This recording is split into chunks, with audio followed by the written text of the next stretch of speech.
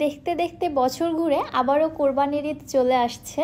আর এই কোরবানির ঈদে গরু বা খাসির মাংসটাকে আরও মজা করে কিভাবে রান্না করবেন তার জন্য আমি আজকে স্পেশাল একটি গরম মশলার রেসিপি আপনাদের মাঝে শেয়ার করছি। আসসালামু আলাইকুম everyone, welcome back to my channel. আজকে আমি তৈরি করব শাহি গরম মশলা। সকল মশলার পরিমাপটা ঠিক রেখে মশলাটা কিভাবে পারফেক্টলি তৈরি করা যায় সেই রেসিপিটি শেয়ার করছি। চলুন তাহলে রেসিপিটি দেখে আসি। বিসমিল্লাহ। শাহি গরম মশলা তৈরি করার জন্য আমার সকল প্রিপারেশন ডান। দেখতেই পাচ্ছেন এখানে আমি সকল মশলাগুলো কিন্তু রেডি করে নিয়েছি। এবার আপনাদের দেখিয়ে দিচ্ছি কোনটা কতটা পরিমাণে নিতে হবে। ফার্স্টে এখানে আমি নিয়ে নিচ্ছি 50 গ্রাম আস্ত ধনিয়া, সাথে নিয়ে নিচ্ছি 50 গ্রাম জিরা। ধনিয়া শুধু ফ্লেভার দিবে, এর মধ্যে কিন্তু কোনো স্পাইস নেই, তবে জিরার মধ্যে স্পাইস ফ্লেভার দুটোই রয়েছে। নিয়ে নিচ্ছি 25 গ্রাম সাদা এলাচ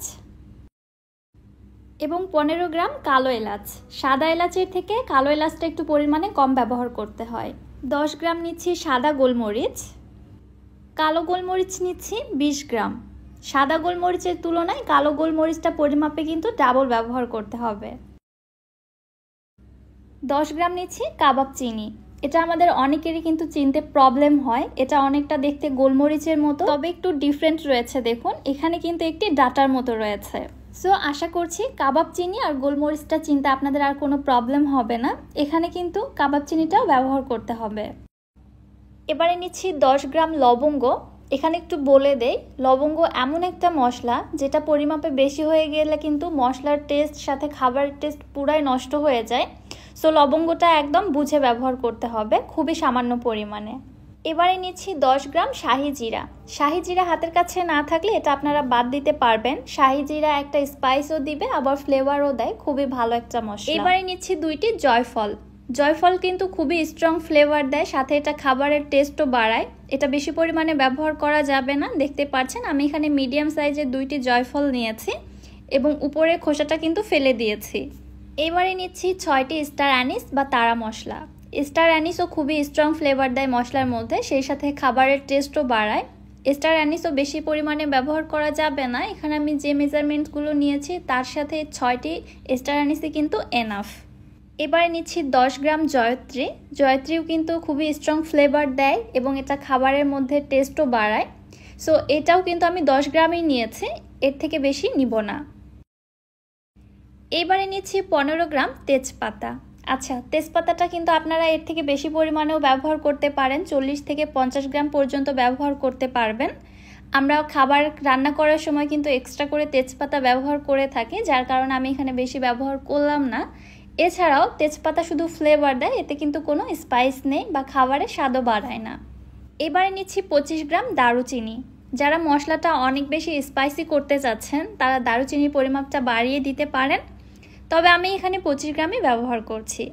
একটু ভেঙে টুকরো করে নিচ্ছি, এতে করে যেমন ভাজতেও সুবিধা হবে তেমনি ব্লেন্ড করতেও সুবিধা হবে।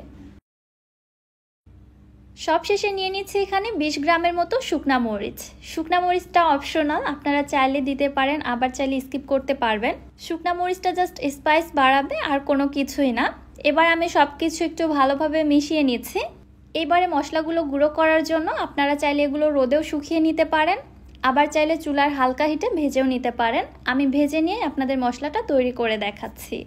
আমার কাছে মনে হয় রোদ্রে শুকানোর থেকে হালকা একটু ভেজে নিয়ে গুঁড়ো করলে মশলার ফ্লেভারটা অনেক অনেক বেশি ভালো আসে। আমি চলে যাচ্ছি চুলাতে। চুলা একটি প্যানের মধ্যে সম্পূর্ণ মশলাগুলোই নিয়ে নিচ্ছি। চুলার হিট রেখেছি একদম লোতে। পুরো লো হিটে মশলাগুলোকে ভেজে নিতে হবে। মশলাগুলো ভেজে কালার চেঞ্জ করা যাবে না, তবে মশলার মধ্যে খুবই সুন্দর ফ্লেভার ছড়াবে। আমি অনবরত এইভাবে উল্টে পাল্টে মশলাগুলোকে রোস্ট করে নিচ্ছি। মশলাগুলো জাস্ট গরম হয়ে একটু মুচমুচে হবে এবং খুব সুন্দর একটা ফ্লেভার ছড়াবে, তবে মশলার কিন্তু কোনো কালার চেঞ্জ হবে না। মশলার কালার চেঞ্জ হয়ে গেলে মশলা পুড়ে যাবে, সেই ক্ষেত্রে এই গরম মশলার শাহি সেই ফ্লেভারটাই পাওয়া যাবে না। সো খুব সাবধানেই কিন্তু মশলাগুলোকে রোস্ট করে নিতে হবে। এই মুহূর্তে এত সুন্দর একটা ফ্লেভার ছড়িয়েছে, মাশাআল্লাহ, আমি আপনাদের বলে বোঝাতে পারবো না। সো আমি চুলা থেকে মশলাগুলোকে নামিয়ে একটু ঠান্ডা করে নিচ্ছি, তারপরে ব্লেন্ডারে জারে নিয়ে মশলাগুলোকে আমি ব্লেন্ড করে নিচ্ছি। আমি এখানে কতক্ষণ ভেজে নিয়েছি এই টাইমটা আপনাদের বললাম না, কারণ চুলার হিটের উপর ডিপেন্ড করবে আপনাদের ভেজে নিতে কতটা সময় লাগবে। যখন দেখবেন সকল মশলাগুলো মুচমুচে হয়ে গেছে, সেই সাথে খুবই সুন্দর ফ্লেভার ছড়িয়েছে, তখনই চুলা থেকে নামিয়ে মশলাগুলোকে ব্লেন্ড করে নিতে হবে। আমি থেমে থেমে ব্লেন্ডারটাকে 5 থেকে 6 বার চালিয়ে মশলাগুলোকে গুঁড়ো করে নিয়েছি। প্রায় 3 বার ব্লেন্ড করার পরে দেখুন এই অবস্থা মশলাগুলো। একবারে প্রেসার দেওয়া যাবে না, তাহলে কিন্তু ব্লেন্ডারের জারের ক্ষতি হতে পারে। এই পর্যায়ে যখন অর্ধেক গুঁড়ো হয়ে গিয়েছে, আমি আবারও 2-3 বারের মতো ব্লেন্ড করে নিচ্ছি। অবশ্যই থেমে থেমে ব্লেন্ড করতে হবে। প্রায় 5-6 বার ব্লেন্ড করার পরে মশলাগুলোর এখন এই অবস্থা, দেখতে পাচ্ছেন সম্পূর্ণভাবে গুঁড়ো হয়ে গেছে। এই পর্যায়ে আপনারা মশলাগুলো সংরক্ষণ করে রেখে দিতে পারবেন, তবে আমি একটু চেলে নিচ্ছি। অতিরিক্ত যে বড় টুকরোগুলো থেকে যাবে ওগুলো আবারও ব্লেন্ড করে গুঁড়ো করে নিব, তাহলেই হয়ে যাবে। এই যে দেখতে পাচ্ছেন এখানে মশলার কিছু বড় বড় দানা রয়ে গেছে, এগুলোকে আমি আবারও ব্লেন্ড করে নিব। আর এখানে একদম মিহি পাউডার পেয়ে গেছি। মশলাগুলোর এত সুন্দর ফ্লেভার ছড়িয়েছে, আমি কি বলবো। এই মশলাটা আপনারা যে রান্নাতেই ব্যবহার করেন না কেন, জাস্ট শাহি শাহি একটা ফ্লেভার দিবে। এইভাবে মশলাগুলোকে একটি কাঁচের জারে রেখে মুখটা বন্ধ করে দিয়ে আমি বছর জুড়ে সংরক্ষণ করে রাখতে পারবো। তবে বছর জুড়ে তো থাকেই না, বাসার প্রায় 50% রান্নার মধ্যে আমি এই মশলাটা ব্যবহার করে থাকি। খেতে জাস্ট রান্নাগুলো অসাধারণ হয়। আমার এই মেজারমেন্টগুলো সহ পুরো ভিডিওটা ফলো করে বাসায় শাহি গরম মশলাটা তৈরি করে রাখুন। এই ঈদে আপনাদের অনেক বেশি কাজে দিবে। রেসিপিটি কেমন লাগলো অবশ্যই আমাকে কমেন্টে জানাতে ভুলবেন না। সো আজকে আর বেশি কথা বাড়াচ্ছি না, আজকের মতো এখানেই বিদায় নিচ্ছি। আল্লাহ হাফেজ।